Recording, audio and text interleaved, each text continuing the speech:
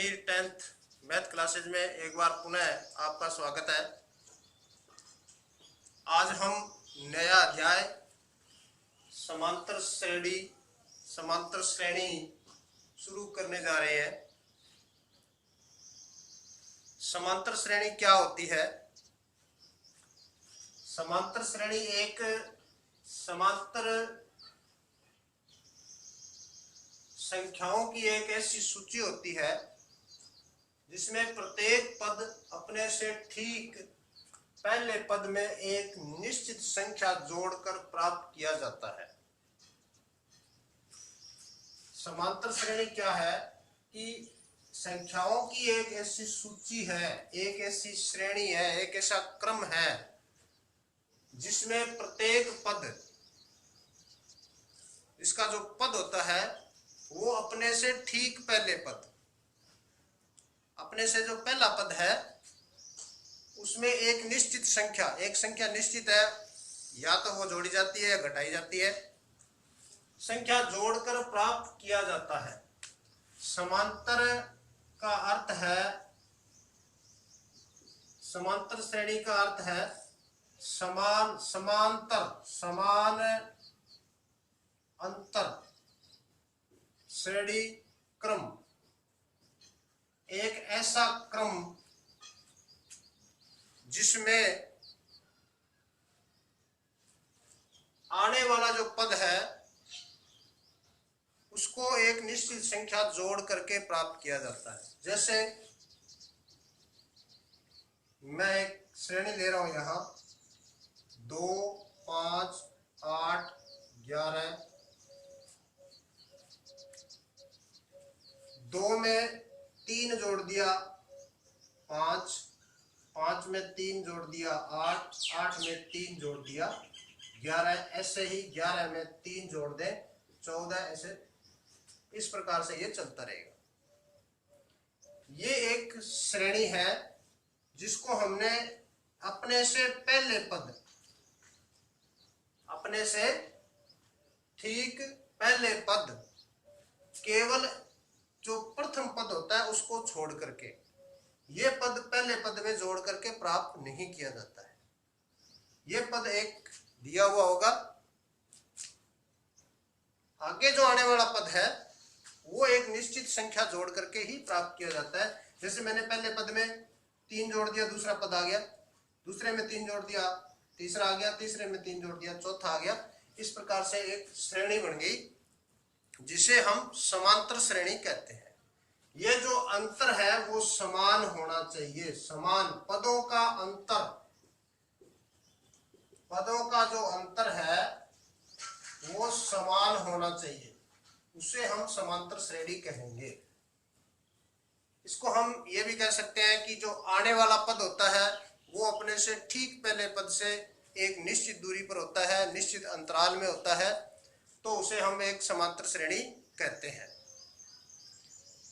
समांतर श्रेणी में प्रत्येक आने वाला उत्तरोत्तर पद अपने से ठीक पहले पद से एक समान अंतर पर होता है या समान दूरी पर होता है, उसे हम समांतर श्रेणी कहते हैं। अब हम समांतर श्रेणी में क्या होगा, जो निश्चित संख्या जोड़कर, इस निश्चित संख्या को हम d से लिखते हैं, डिफरेंस d क्या होता है, इसको हम सारव अंतर बोलते हैं। सारव अंतर, ये जो अंतर होगा ये इस श्रेणी में सभी पदों में अंतर होगा। जैसे ये 3, 5, 8, 11, इसमें जो सारव अंतर है पहले और दूसरे पद के बीच, दूसरे और तीसरे पद के बीच, तीसरे और चौथे पद के बीच में जो अंतर है वो क्या होगा, उसको हम d लिखेंगे, सारव अंतर। अब आता है पद, प्रथम पद को हम a से या a1, प्रथम पद को हम क्या लिखते हैं, जो पहला पद है उसको हम या तो a लिखेंगे या a1 लिख सकते हैं, ज्यादातर हम a ही लिखते हैं। दूसरा पद दूसरा पद A2, तीसरा पद A3, चौथा पद A4। इस प्रकार से हम पदों को लिखते हैं। 100वां पद होगा तो A100 लिख देंगे, 20वां पद है तो A20। डी कैसे ज्ञात किया जाता है? डी जो सारावंतर है,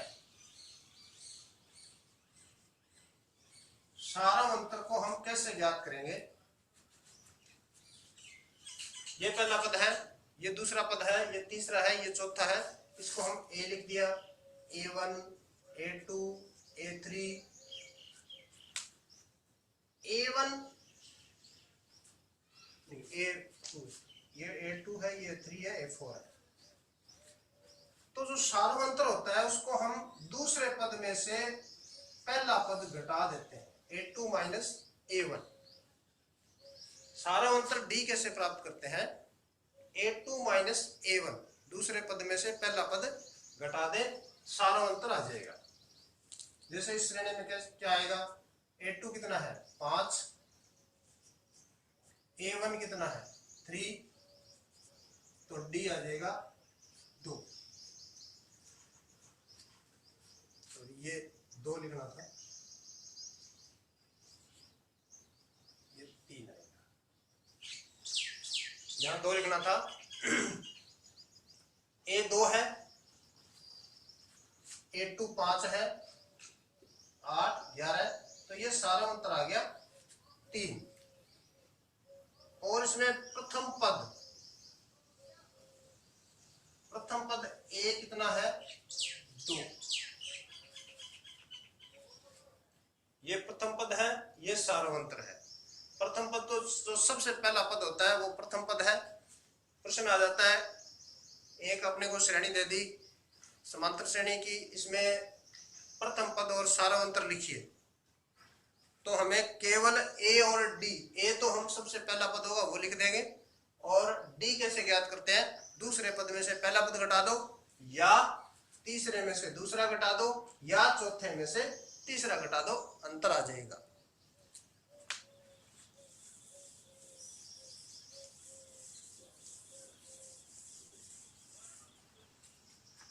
सबसे पहले हमारे पास मान लो एक श्रेणी है,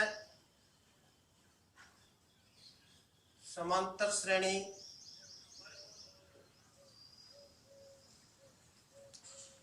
1, 5, 9, 13।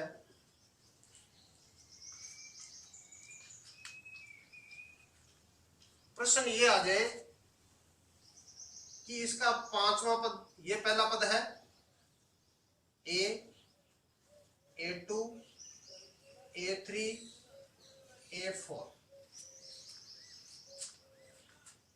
मैं इसको मानक रूप में लिख रहा हूं, समांतर श्रेणी को A, A1, A2, A3, A4। सारावंतर इसका मान लेते हैं D है, सारावंतर D है। तो हमारे पास पहला पद तो हम प्रथम पद ये लिख देते हैं कि प्रथम पद A है, ये प्रथम पद A ही होता है।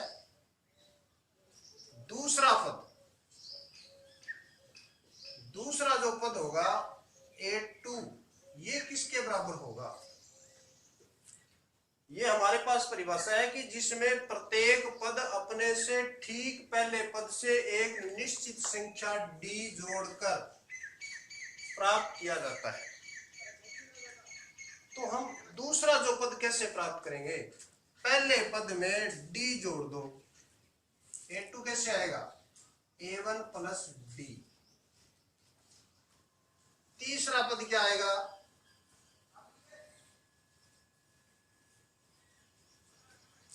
तीसरे पद में क्या होगा? 2D जोड़ दो, A1 प्लस 2D, या A1 की जगह A लिख दो यहां। चौथा पद होगा A4,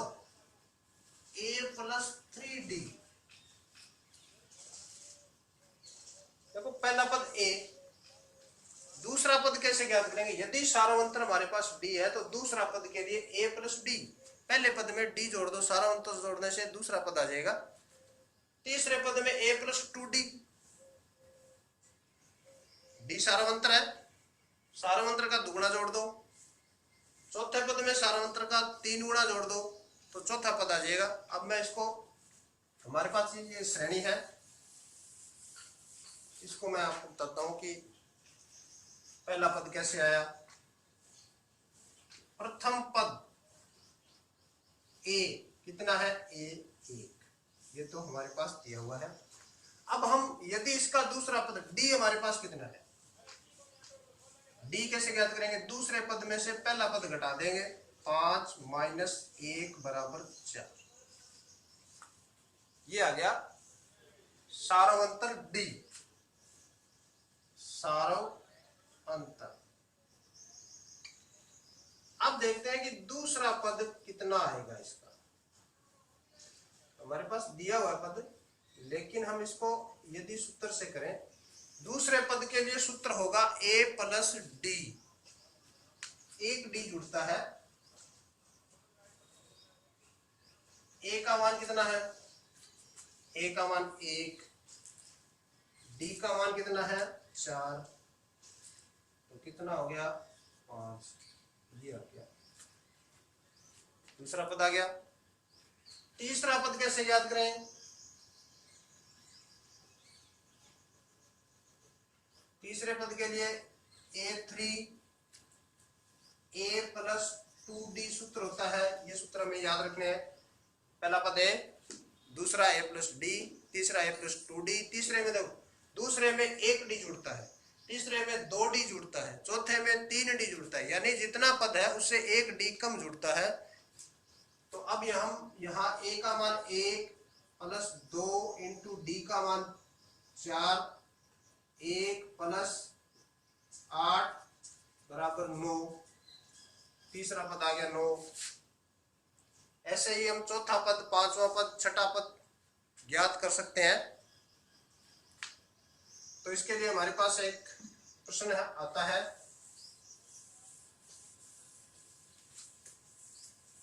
कि अपने को ए और डी दिया हुआ है, हमें 4 पद ज्ञात करने हैं, या एक एपी दी हुई है। समांतर श्रेणी को हम एपी से भी लिखते हैं, समांतर श्रेणी को एपी लिख सकते हो आप, इंग्लिश में इसका शॉर्टकट नेम है। अब हम इसके 2 प्रश्न ले रहा हूं मैं इसके।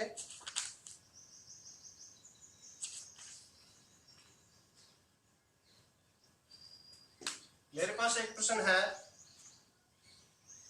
इसको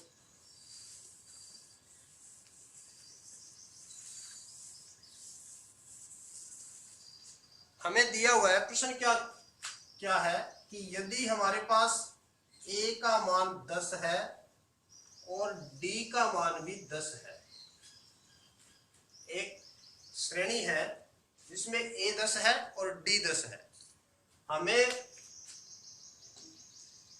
इसके 4 पद ज्ञात कीजिए।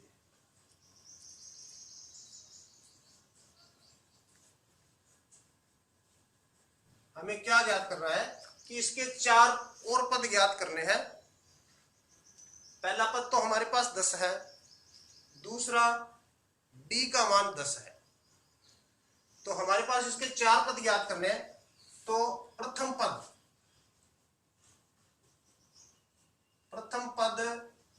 होता है a का मान कितना है?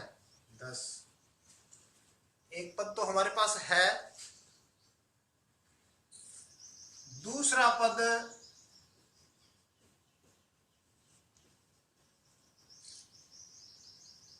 A2 कैसे ज्ञात करते हैं?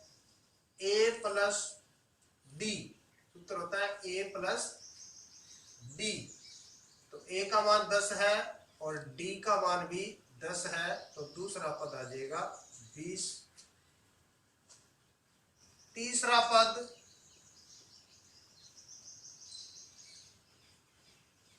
A3 ए प्लस 2d, ए का मान 10 प्लस 2 इंटू डी का मान 10, ये आ जाएगा 10 प्लस 20 बराबर 30। चौथा पद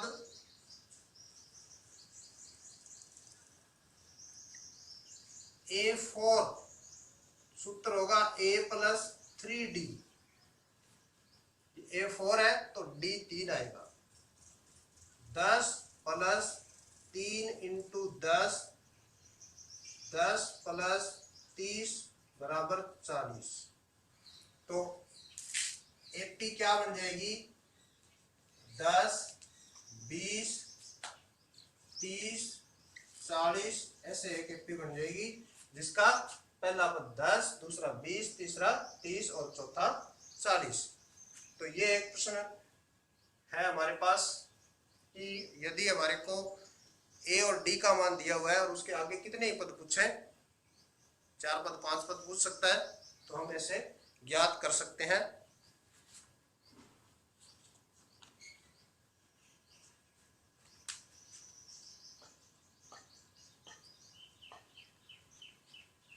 इसी में एक प्रश्न मैं और लेता हूं।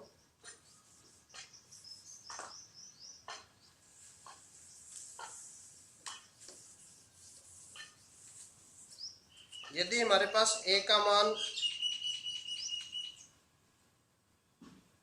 4 है और डी का मान -3 है,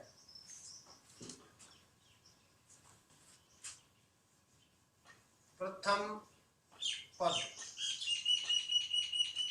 ए बराबर 4, एक पद तो हमें दिया हुआ ही है, एक पद तो ऐसे ही आ जाएगा। दूसरा पद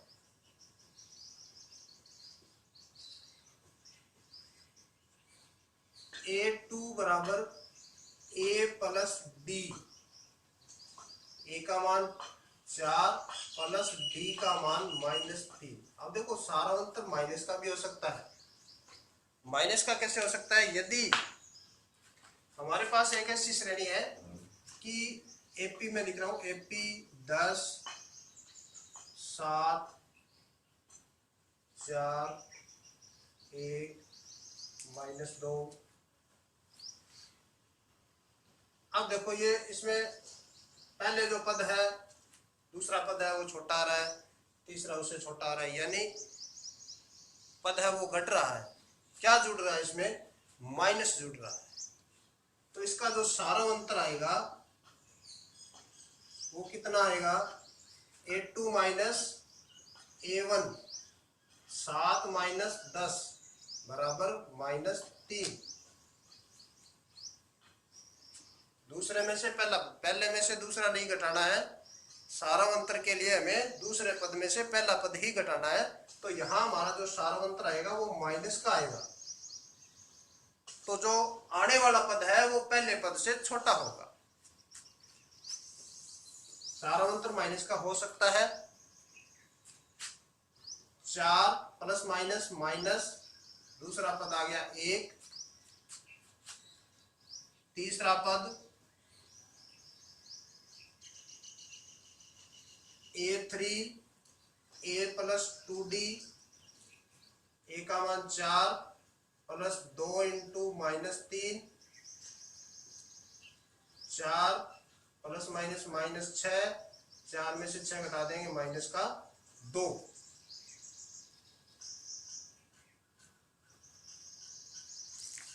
तीसरा पद, चौथा पद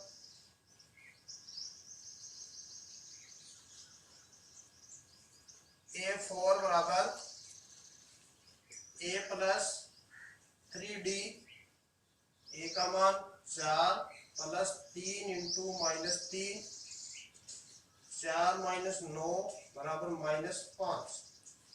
तो इस प्रकार से हमारे पास एक एपी बन गई। पहला पद तो है 4, 1, -2, -5, ऐसे इसके पद आते रहेंगे आगे। तो ये हमें 4 पद इसके ज्ञात कर दिए। मैं आशा करता हूँ कि आपको ये वीडियो पसंद आएगा और जितने भी इसमें सवाल करवाए हैं वो समझ में आएंगे। अगर कोई समस्या हो तो आप मुझे कमेंट में लिखिए। धन्यवाद।